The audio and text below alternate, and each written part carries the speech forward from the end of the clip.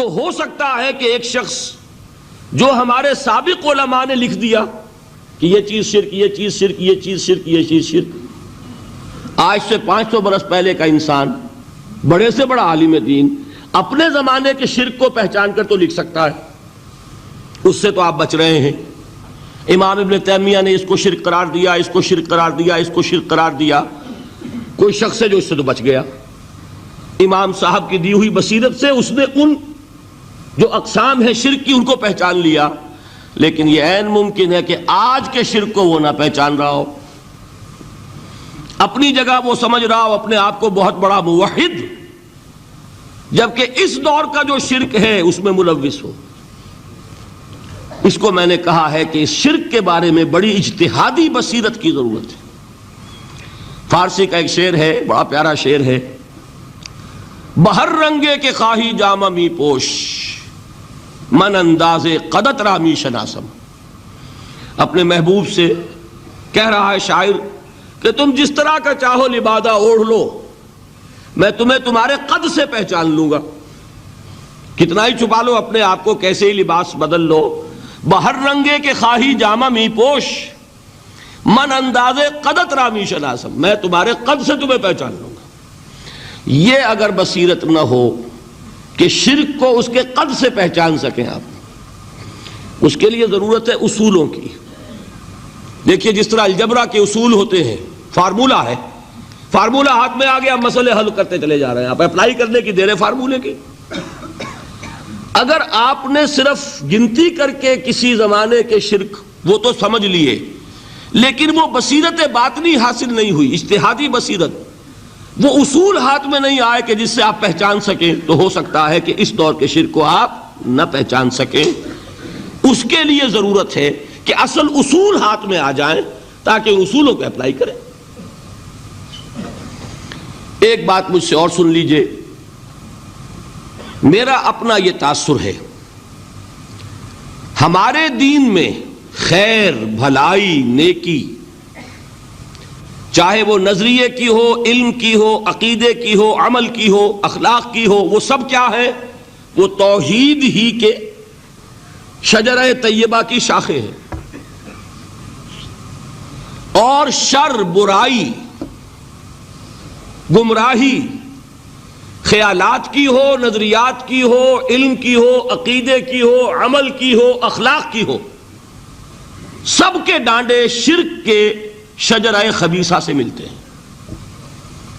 اس شجرہ خبیثہ کے برگوبار ہے جو بھی برائی ہے، عمل کی یا علم کی، اور اس شجرہ طیبہ کے برگوبار ہے جو بھی خوبی ہے، عمل کی یا عقیدے کی۔ یہ میرا تاثر ہے، اور جب تک اس انداز میں وہ آپ کو اندرونی رشتے ظاہر نہیں ہوں گے، آپ پر منکشف نہیں ہوں گے، وہ اجتہادی بصیرت جو ہے پیدا نہیں ہو سکے گی۔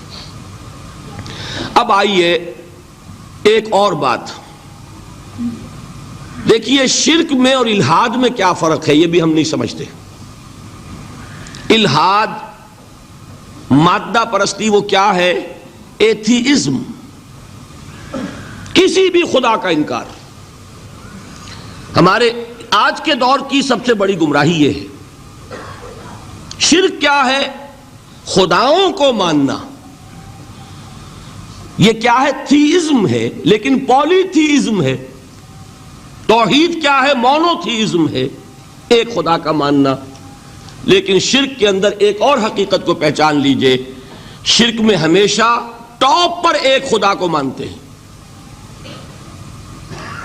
باقی سارے خدا نیچے ہوتے ہیں، اوپر جا کر وہ توحید ہوگی ہمیشہ۔ کوئی مشرکانہ نظام ایسا نہیں ہے جو ٹاپ پر جا کر توحید نہ بن جائے۔ دیکھیے ہندو دیویاں، دیوتا بے شمار، لیکن مہادیو وہ بھی کیا دو ہیں؟ مہادیو وہ تو ایک ہے۔ انگریزی میں گاڈز، گاڈیسز، لیکن وہ چھوٹے جی سے لکھے جائیں گے، چھوٹے جی سے لکھے جانے والے gods and goddesses. Roman mythology ہو، گریک مائتھولوجی ہو، ان دیویوں دیوتاؤں کے نام ہی آپ نہیں یاد کر سکتے، لیکن گاڈ بڑے جی سے، وہ ایک ہے کہ نہیں؟ ٹاپ پر جو ہے وہ ایک ہے، اس کو وہ بھی مانتے ہیں کہ اومنی پوٹنٹ، اومنیشنٹ، اومنی پریزنٹ، علی کل شیء قدیر، بکل شیء علیم، ہر جگہ موجود، وہ تو ایک ہی ہے، وہ تو کیپٹل جی سے لکھا جائے گا۔ باقی اس کے نیچے فوج ہے دیویوں کی، دیوتاؤں کی، خداؤں کی اور خدانیوں کی، وہ گاڈز اینڈ گاڈیسز ہیں۔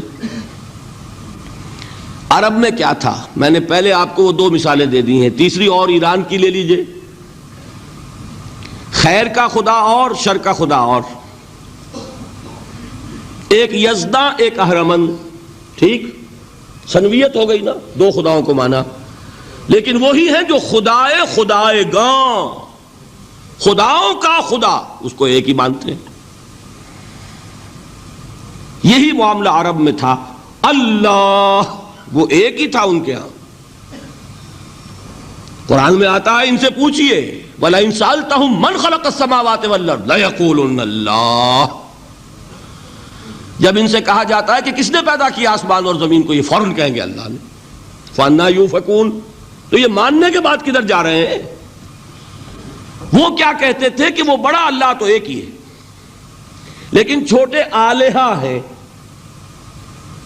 آلہہ اور اللہ میں وہی فرق ہے جو کیپٹل جی کا گاڈ اور چھوٹے جی سے گاڈز اینڈ گاڈیسز، وہی فرق ہے کہ جو مہادیو اور دیویوں اور دیوتاؤں میں ہے، وہی وہاں تھا اللہ، وہ ایک اور سپریم، سب سے بالا تر، اس سے اوپر کوئی نہیں، تخلیق میں اس کا کوئی ساجی نہیں، لیکن اس نے کچھ آلہہ ہیں جنہیں کچھ اختیارات تقسیم کیے ہوئے ہیں، کچھ اس کے لاڈلی ہستیاں ہیں جو سفارش کر سکتی ہیں۔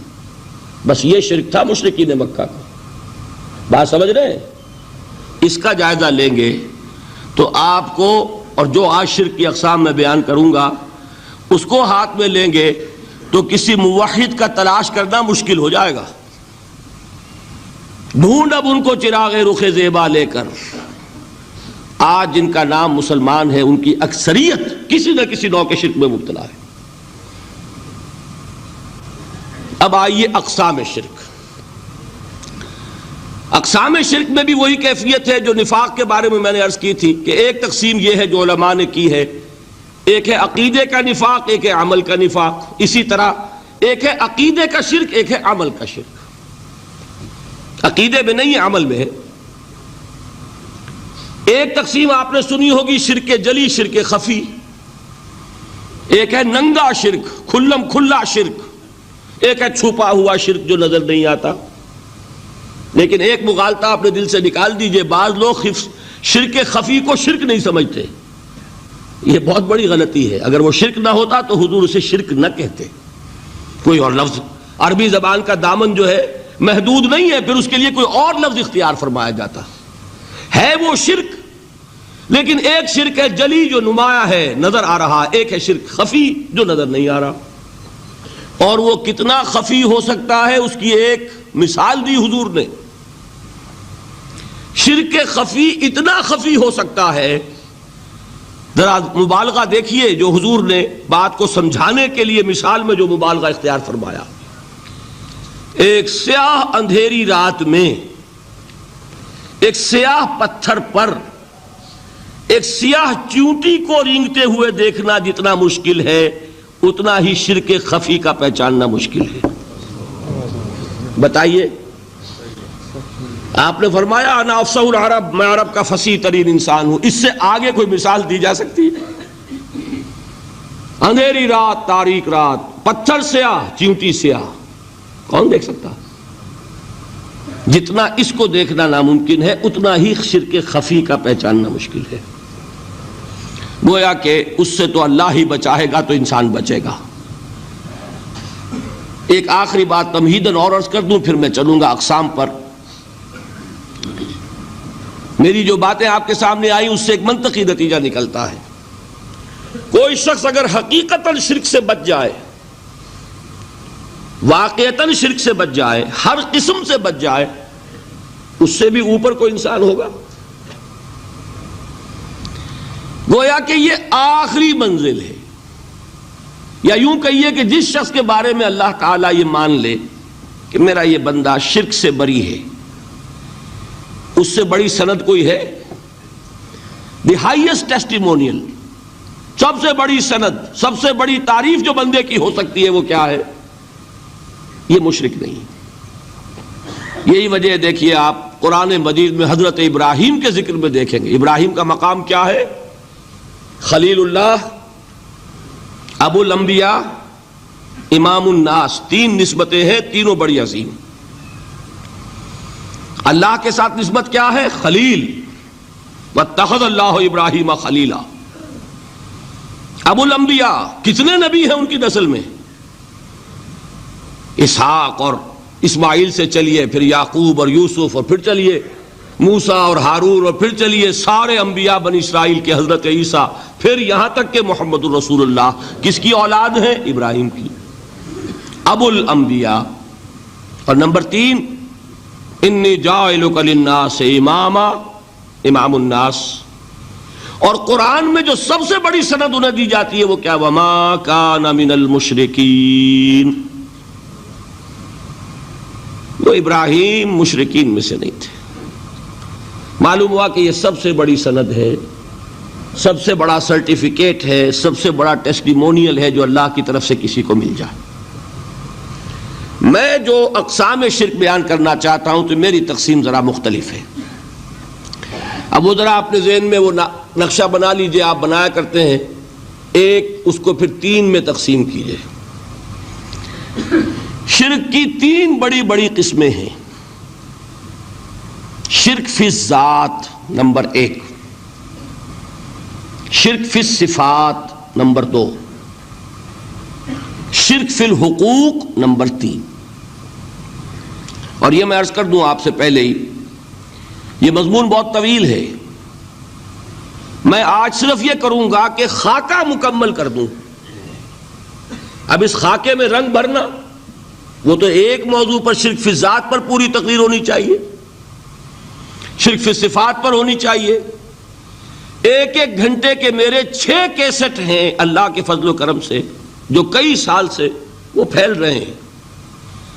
6 گھنٹے میں میں نے ان چیزوں کو بیان کیا، وہ موجود ہوں گے، لیکن آج وہ خاکہ ذہن میں بنا لیجئے، اور کچھ آپ کو الجبرے کے فارمولے ہاتھ میں آ جائیں تاکہ خود آپ میں صلاحیت پیدا ہو جائے پرکھنے کی کہ اس فارمولے کو اپلائی کر کے دیکھ لیں یہ شرک ہے یا نہیں۔ یہ 2 کام تو میں انشاءاللہ آج کر دوں گا، آپ مطمئن رہیں۔ باقی یہ کہ تفصیل، وہ تو ہر سلسلے میں تفصیل پھر بہت ہوگی، وہ شوق ہو تو وہ کیسٹس آپ سنیے۔ تو 3 تقسیمیں ہو گئی۔ شرک فی الذات، اللہ کی ذات میں کسی کو شریک کر دینا، یہ سب سے زیادہ نمایاں، سب سے زیادہ جلی، سب سے زیادہ عریاں، اور اللہ تعالیٰ کو سب سے زیادہ مبغوض اور ناپسند شرک ہے۔ شرک فی الصفات نمبر 2، یہ ایک علمی مسئلہ ہے جس میں آدمی ٹھوکر کھا جاتا ہے اگر محتاط نہ ہو۔ بڑے سے بڑے آدمی کو ٹھوکر لگ جائے گی۔ اس کا میں فارمولہ صرف آپ کو دوں گا، وہ ذہن میں رکھ لیجئے، پھر جہاں چاہیں اپلائی کیجئے، انشاءاللہ تعالی آپ کو ٹھوکر نہیں لگے گی۔